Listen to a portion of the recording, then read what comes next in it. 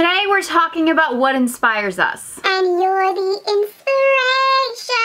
Okay, I promise I won't sing anymore, but you are gonna learn something, so keep watching. Hello Starlets, I'm Sarah from Everyday Starlet. Welcome to my channel. I make videos to inspire you to be the best version of yourself and live your dreams.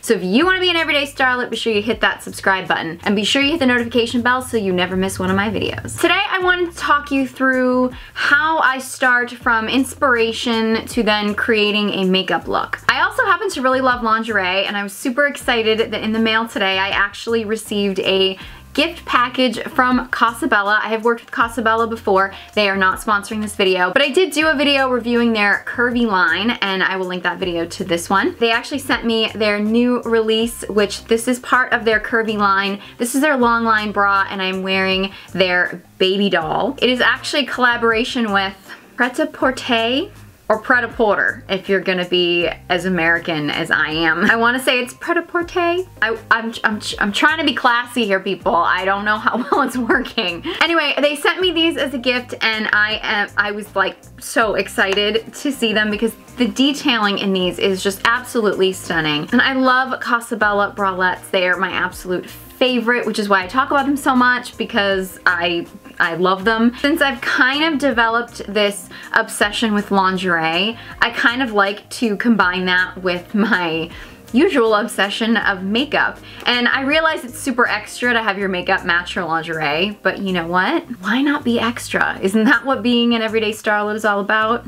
I think it is. So when I saw this, I just thought, you know what? The details and the colors in this are just so beautiful, but these are not actually colors that I think I typically wear or am typically drawn to, which made me think I want to create a makeup look inspired by these colors. So I thought it would be really cool if I kind of explained to you the process that I go through from finding an inspiration, whatever that is, and how I translate that into a makeup look. So if you guys want to see how I go from inspiration to glamspiration, I really should not try to be clever. It doesn't work. But if you want to see how I get from inspiration to full glam, then just keep watching. Now, my inspiration actually came from this beautiful bra. Actually, it was really more of the Babydoll that really kind of sparked my inspiration. Whatever your inspiration is, it doesn't really matter. But what I usually do is I'm usually sparked by the color, maybe sometimes the texture, but very frequently for me, it's the color of something. So I look at the color and I decide where I want to start. Typically, I will start,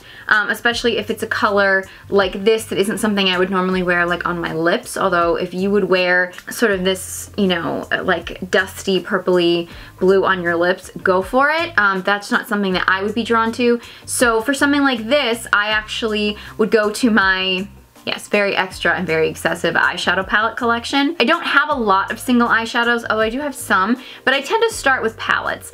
You don't really have to, and you don't really have to use just one palette, but I feel like the shades in eyeshadow palettes tend to be designed generally to work together, so I just find that's a really easy place for me to start. So I'll go through my eyeshadow palettes and I will find one that I think has colors in it that really either work together, they don't necessarily have to match, but I want them to kind of work together. I will sometimes start with a lip color. If I do that, I'll go through my lip color collection and I will pick a shade that I think really works with whatever my inspiration was, and then I'll just sort of take my eyeshadow look from there. But in this case, I'm going to start with eyeshadows. I'll put an eyeshadow palette up next to the thing that I'm kind of using as my inspiration, and I'll just kind of see what colors pop out at me. Now, they don't have to match.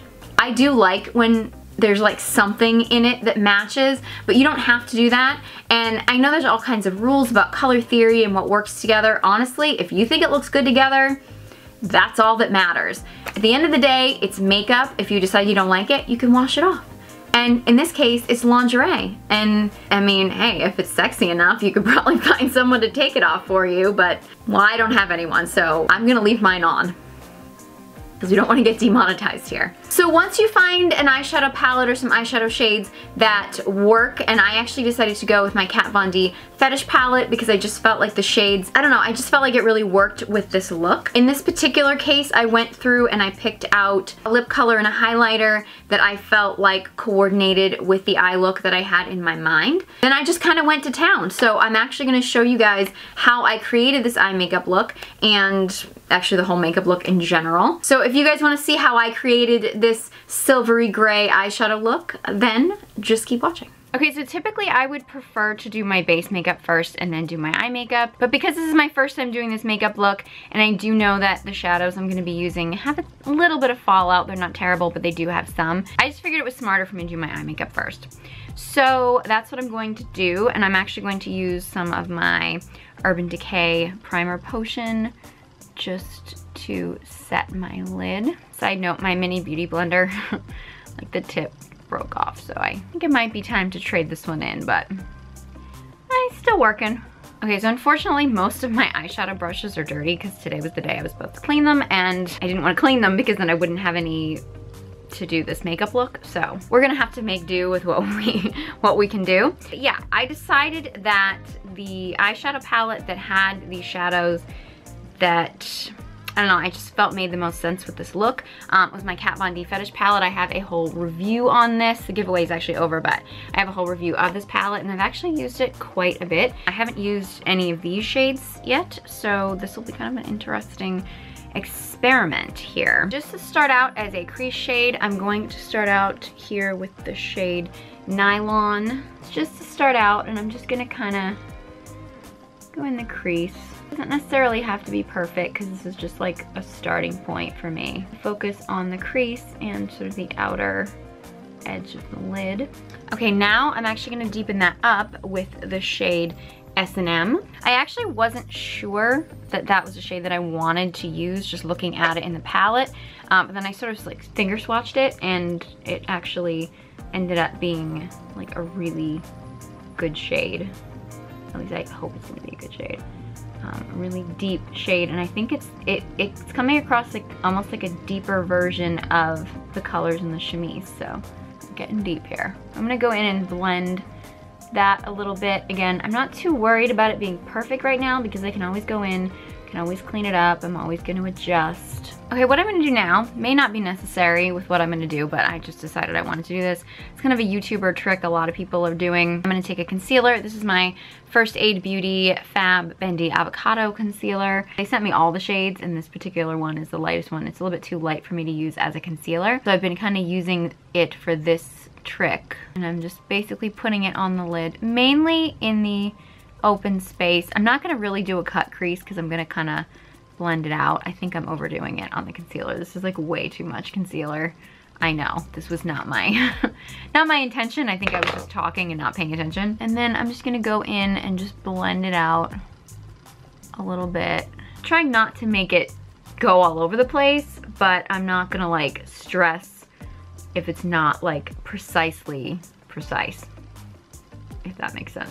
Okay, then I'm gonna take my Tom Ford. This is the cream and powder eye color, like a shadow duo thing. I've used a couple of these shades on my channel before. This is the shade Young Adonis, and I've actually never used the shade before. I've been looking for a look kind of like a creamy taupe kind of color. And normally I would put this down as a base shade all over, but I just decided I wanted to kind of wait and put the darker shades down and then tap this on top.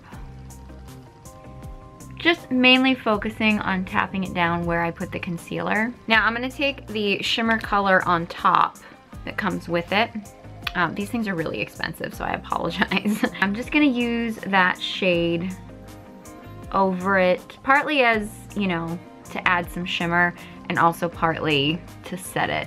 It's not super important that you get all over, mainly just in the inner corner, but I'm gonna kind of set it all over. Okay, now this in all honesty was the shade that inspired me to use this palette and really inspired the whole look in general. And that is, I believe this would be the shade Deviant. And I just thought that this was the absolute perfect shade that went with my chemise, so. And that I'm gonna put right in the center. Kind of all over the center. I'm not gonna be afraid to just, you know, use a lot of it. This is my signature color for this whole look. So I'm gonna try not to cover up all of the Tom Ford shadow. You could honestly skip the Tom Ford shadow if you wanted. I just liked the way it was, and I thought having that, like a pop of that in the inner corner would be really nice. This is gonna cover a lot of it up, so. I mean, honestly, you can do whatever you want. This is really just to spark your inspiration. Whatever it is that your heart desires, go for it. Even though this is a soft romantic look, I still really wanna do a winged liner because I kind of feel like it's not a makeup look for me if it doesn't have a winged liner, so I'm gonna do a winged liner. All right, I'm actually going to clean this up a little bit. I might do a little bit more blending, but I'm not gonna use any different shadows or anything. Kind of clean up the underside. I'm actually going to go in, I'm gonna do my base makeup, my brows, some mascara, probably my contour, and I'll meet you back here for like my highlighter and lip, sort of like the finishing touches. The other stuff I'm doing is gonna be like just the regular stuff I do in my regular makeup look that I've done in a million videos, so I'm not gonna do that again in this video. So I will meet you back here for the finishing touches on this look. Stay tuned. Okay, so I did my brows, my base makeup, my contour, the huge. Honestly, looking at my eye makeup, I don't even think I really needed to use the Tom Ford, which is really expensive, so score. And skip that part. That's actually part of the whole inspiration process, is just playing around. And I actually initially went into this thinking I was gonna have more of like a shimmery taupe in the middle, and honestly, like the sort of silvery blue that just matched the chemise so perfectly sort of just took over the lid, and I think that's just one of the things when you're doing your makeup look, you kind of just go with it, and if something starts working and something starts looking better one way, you have to be open-minded enough to just kind of go with it. I do want to add a little bit more of like a shimmery taupe color in the inner corner, so I went into my Kylie Blue Honey palette. I actually have a review of this palette too. I found this shimmery taupe. I usually like to use all one palette for a look, but with this one it's a last minute addition, and this was like the closest I could find to like a shimmery taupe color that I actually wanted to use. So I'm just gonna kind of focus on the inner corner here. I do really love the way that the sort of like silvery purpley blue looks. I just kind of wanted to add a little bit of a pop in the inner corner. And just to kind of smoke out the lower lid, I'm gonna go back into S&M in this palette, just little tiny bit, and I'm just gonna smudge along the lower lash line. I'm trying to keep my lighting here. Here we go. All right. I don't know if I can do it at this distance, but I don't want it to get too dark for you to see. Just like smoke out the lower lash line a tiny bit. Getting really dark outside. I'm like losing my lighting quickly, so I'm trying to move along with this. Right, I'm gonna go back into Deviant, which is sort of the inspiration for this whole look, and I'm going to a little bit just in the center. Really, it's just an ombre because you kind of have, I put a little bit of the taupe in there when I put that in the inner corner. So it's just kind of like, you're kind of mirroring the top lid with the bottom lid. Subtle effect though, nothing really that dramatic. This is my Hourglass Ambient Lighting Palette. This is the original one, it's my favorite. I bought another one because I've already hit pan on the center shade here, which is Incandescent Light. It's actually only found in this palette, and I absolutely adore it. It's a really subtle highlight. It's like all the ambient lighting powders. It's subtle, but it's just absolutely beautiful, and I just way overdid that. Okay, it doesn't have to be subtle, apparently, if you overdo it, and I just overdid it big time, but you know what? What do you know? I'll blend that out, but yeah, okay. Apparently you can load these up, so there you go.